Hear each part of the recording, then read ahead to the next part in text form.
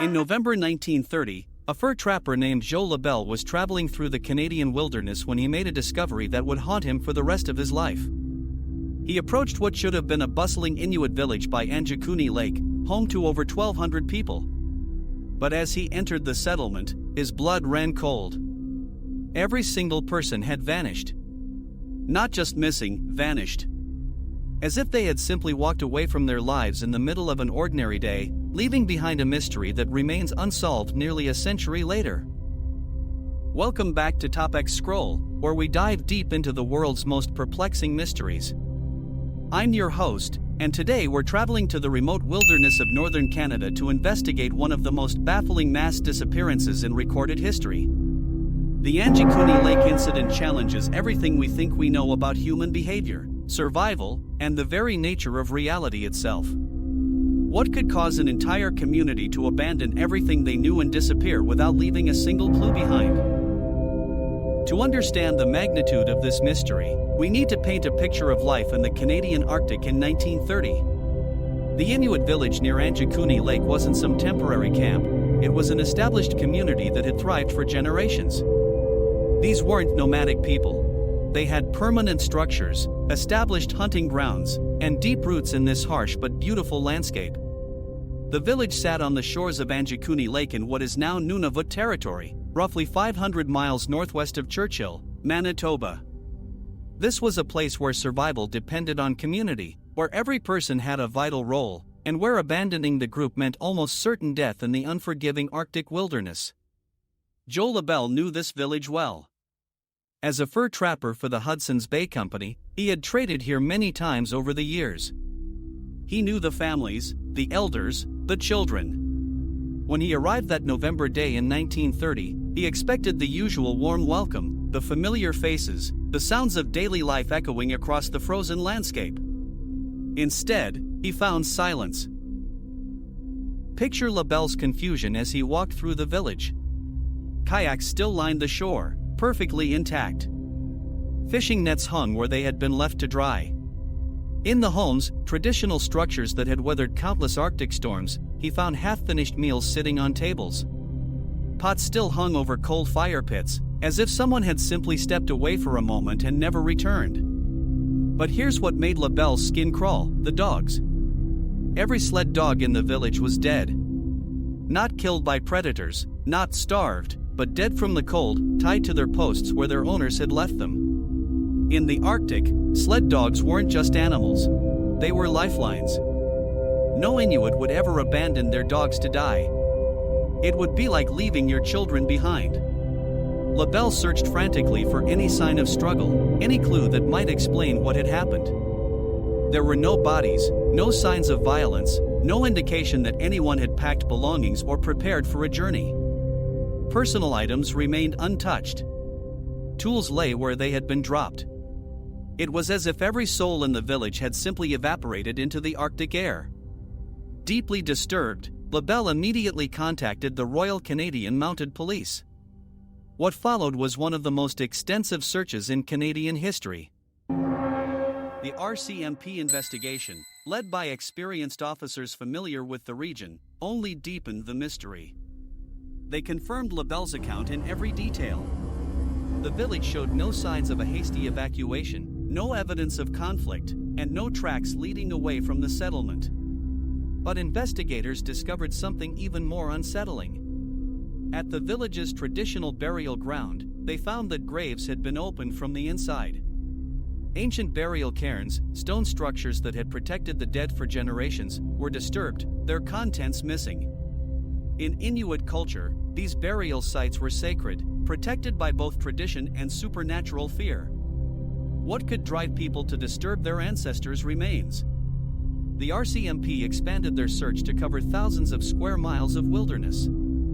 They questioned traders, missionaries, and other Inuit communities across the region. No one had seen the missing villagers. No one had heard from them. It was as if 1,200 people had been erased from existence. Let's examine the most logical explanation first. The late 1920s and early 1930s were harsh years in the Canadian Arctic. climate changes had affected animal migration patterns, making traditional hunting more difficult. Could the entire village have been driven to desperation by starvation? This theory suggests that facing certain death, the villagers made a collective decision to seek help from other communities or trading posts. But this explanation crumbles under scrutiny. Experienced Arctic travelers don't abandon their shelter, their dogs, and their supplies when facing starvation. These are exactly what they need for survival. Moreover, no evidence of such a massive group movement was ever found, despite extensive searches of all possible routes.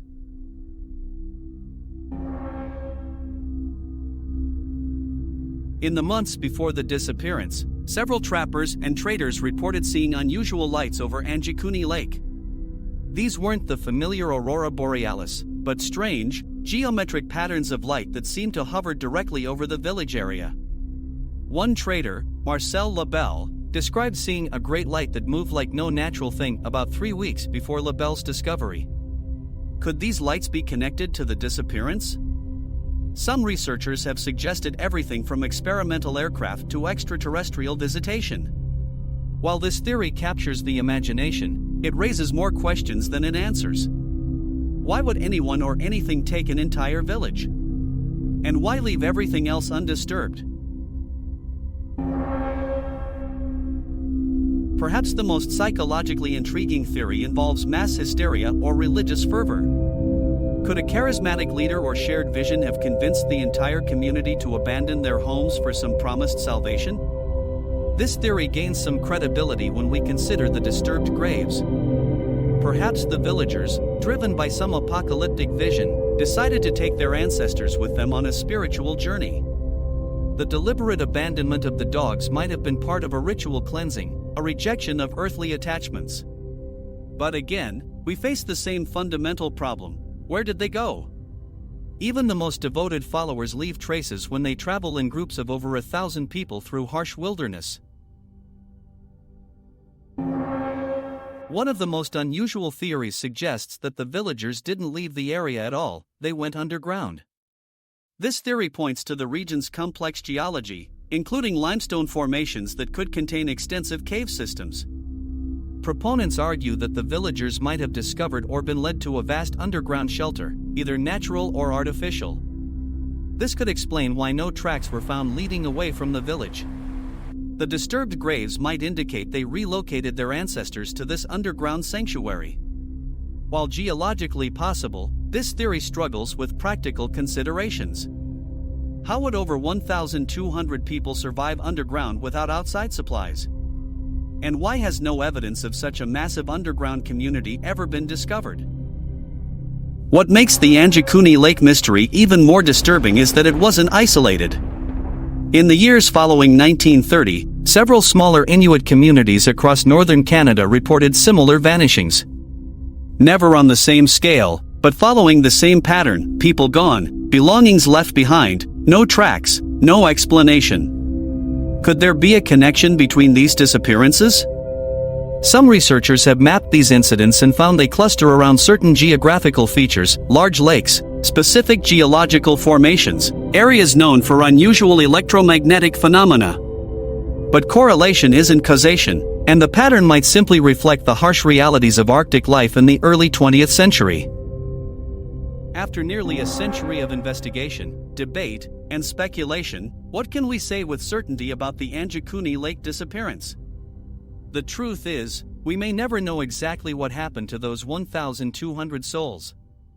The most likely scenario involves a combination of factors: environmental pressures that made staying impossible, a decision-making process we don't fully understand, and perhaps most importantly, the vast, unforgiving wilderness that could easily swallow all traces of even a large group's passage. But the mystery endures because it challenges our assumptions about human behavior, community bonds, and survival instincts. It reminds us that even in our modern, connected world, there are still blank spaces on the map where the impossible might just be possible. The village that vanished at Angikuni Lake remains one of history's most haunting mysteries. Whether the explanation lies in human desperation, natural phenomena we don't yet understand, or something beyond our current knowledge, the fact remains: 1,200 people walked away from their lives and were never seen again.